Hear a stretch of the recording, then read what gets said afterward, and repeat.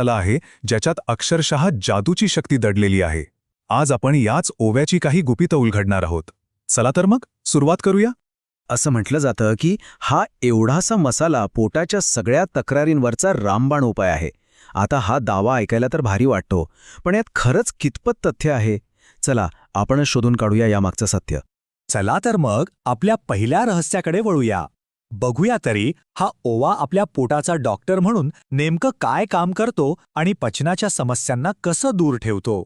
अनेकांना जेवणानंतर पोट फुगल्यासारखं वाटतं किंवा ॲसिडिटीचा त्रास होतो नाही का? ही एक खूप सामान्य समस्या आहे, पण यावरचा उपाय आपल्या स्वयंपाकघरातच आहे.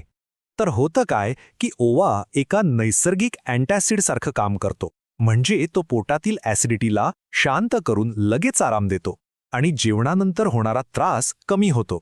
पण हे सगळं होतं कसं? या सगळ्यामागे एकच हिरो आहे आणि तो म्हणजे थायमॉल. हे ओव्यामध्ये असलेलं एक नैसर्गिक तेल आहे आणि ओव्याचे जे काही औषधी गुणधर्म आहेत ना, ते बहुतेक याचमुळे आहेत. तर हे थायमॉल काम कसं करतं? सोपं आहे. पहिली गोष्ट, ते आपल्या पचन संस्थेतल्या एन्झाईम्सना कामाला लावतं, म्हणजे जेवण पटापट पचतं. आणि दुसरा म्हणजे यामुळे गॅस आणि ॲसिडिटीपासून लगेच आराम मिळतो. एकदम सोपी आणि किती प्रभावी पद्धत आहे नाही का? बरं, आता हेच थायमॉल आपल्या श्वसन संस्थेसाठी कसं फायदेशीर ठरतं ते पाहूया. ओवा आपल्या फुफ्फुसांसाठी एका नैसर्गिक क्लिन्झरसारखं काम करतो. हवामान थोडं बदललं की सर्दी खोकल्याचा त्रास सुरू होतोच, पण त्यावरही हा ओवा एक खूप चांगला उपाय ठरू शकतो. या थायमॉलमध्ये अँटीबॅक्टेरियल आणि अँटी इन्फ्लमेटरी गुणधर्म आहेत. सोप्या भाषेत सांगायचं तर ते कफ पातळ करून श्वसन मार्ग मोकळा करायला मदत करतं. त्यामुळे सर्दी, खोकला आणि अगदी अस्थमामध्येही आराम मिळतो. आपलं पुढचं गुपित आहे चयापचय आणि वजन नियंत्रणाबद्दल. तुम्हाला माहितीये, ओवा आपल्या शरीरात फॅट बर्नर म्हणूनही काम करू शकतो. ओवा इथे 2 प्रकारे मदत करतो. एक म्हणजे तो मेटाबॉलिझम म्हणजे चयापचय क्रिया वाढवतो, ज्यामुळे चरबी लवकर जळायला मदत होते. आणि दुसरं, तो पचन सुधारून भूक नियंत्रणात ठेवतो, त्यामुळे वजन कमी करायलाही मदत होते.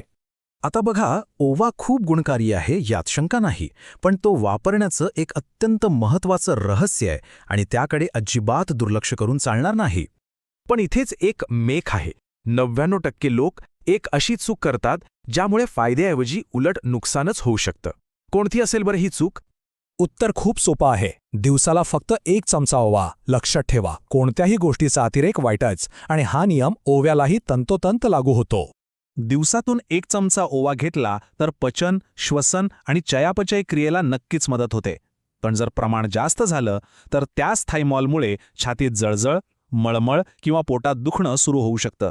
आणि एक खास सूचना, गरोदर महिलांनी डॉक्टरांच्या सल्ल्याशिवाय ओव्याचं सेवन करणं टाळावं. तर आज आपण ओव्याचे फायदे आणि तो वापरण्याची योग्य पद्धत समजून घेतली.